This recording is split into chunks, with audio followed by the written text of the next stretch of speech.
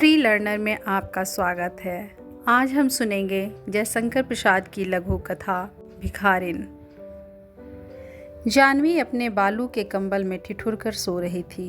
शीत कुहासा बनकर प्रत्यक्ष हो रहा था। 2-4 लाल धाराएं प्राची के क्षितिज में बहना चाहती थीं। धार्मिक लोग स्नान करने के लिए आने लगे थे। निर्मल की माँ स्नान कर रही थी और वह पंडे के पास बैठा हुआ बड़े कुतूहल से धर्मभीरू लोगों की स्नान क्रिया देखकर मुस्कुरा रहा था। उसकी माँ स्नान करके ऊपर आई।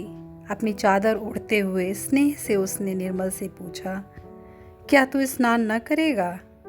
निर्मल ने कहा, नहीं माँ, मैं तो धूप निकलने पर घर पर ही स्नान करूँगा। पंडा जी ने हंसते हुए कहा, माता, अब के लड़के पुण्य धर्म क्या जाने, यह सब तो जब तक आप लोग हैं तभी तक है।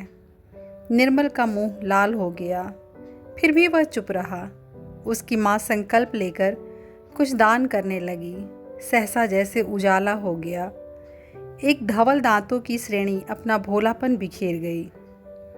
कुछ हमको दे दो रानी माँ। निर्मल ने देखा, एक 14 बरस की भिखारिन भीख मांग रही है। पंडा जी झल्लाए। बीच में ही संकल्प अधूरा छोड़कर बोल उठे, चल हट। निर्मल ने कहा, माँ, कुछ इसे भी दे दो। माता ने उधर देखा भी नहीं, परंतु निर्मल ने उस जीर्ण मलिन वसन में एक दरिद्र हृदय की हंसी को रोते हुए देखा। उस बालिका की आंखों में एक अधूरी कहानी थी। रूखी लटों में सादी उलझन थी और बरौनियों के अग्रभाग में संकल्प के जल बिंदु लटक रहे थे। करुणा का दान जैसे होने ही वाला था। धर्मपरायण निर्मल की माँ स्नान करके निर्मल के साथ चली। भिखारिन को अभी आशा थी, वह भी उन लोगों के साथ चली। निर्मल एक भावुक युवक था। उसने पूछा, तुम भीख क्यों मांगती हो?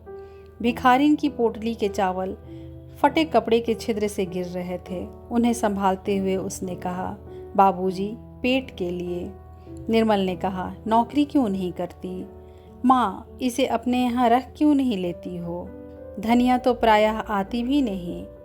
माता ने गंभीरता से कहा, रख लो, कौन जाती है? कैसी है? जाना ना सुना, बस रख लो।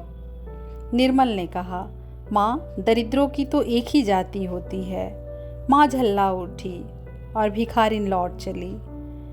निर्मल ने देखा जैसे उमड़ी हुई मेघमाला बिना बरसे हुए लौट गई। उसका जी कचोट उठा। विवश था, माता के साथ चला गया। सुनरी निर्धन के धन राम सुनरी। भैरवी के स्वर पवन में आंदोलन कर रहे थे। धूप गंगा के वक्ष पर उजली होकर नाच रही थी। भिखारिन पत्थर की सीढ़ियों पर सूर्य की ओर मुंह किए गुनगुना रही थी। निर्मल आज अपनी भाभी के संग स्नान करने के लिए आया है। गोद में अपने 4 बरस के भतीजे को लिए वह भी सीढ़ियों से उतरा। भाभी ने पूछा, निर्मल, आज क्या तुम भी पुण्य संचय करोगे? क्यों भाभी, जब तुम इस छोटे से बच्चे को इस सर्दी में नहला देना धर्म समझती हो, तो मैं ही क्यों वंचित रह जाऊं? सहसा निर्मल चौंक उठा। उसने देखा बगल में वही भिखारी बैठी गुनगुना रही है। निर्मल को देखते ही उसने कहा, बाबूजी, तुम्हारा बच्चा फले फूले, बहू का सुहाग बना रहे, आज तो मुझे कुछ मिले। निर्मल अप्रतिभ हो गया। उसकी भाभी हंसती हुई बोली, दूर पगली। भिखारिन सहम गई। उसके दांतों का भोलापन गंभीरता के पर्दे में छिप गया। वह चुप हो गई। निर्मल ने स्नान किया। सब ऊपर चलने के लिए प्रस्तुत थे। सहसा बादल हट गए। दांतों की श्रेणी ने फिर याचना की, बाबूजी, कुछ मिलेगा?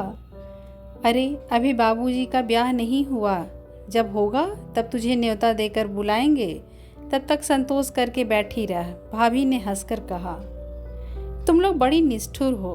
भाभी, उस दिन माँ से कहा कि इसे नौकर रख लो, तो वह इनकी जाति पूछने लगी, और आज तुम भी हंसी कर रही हो।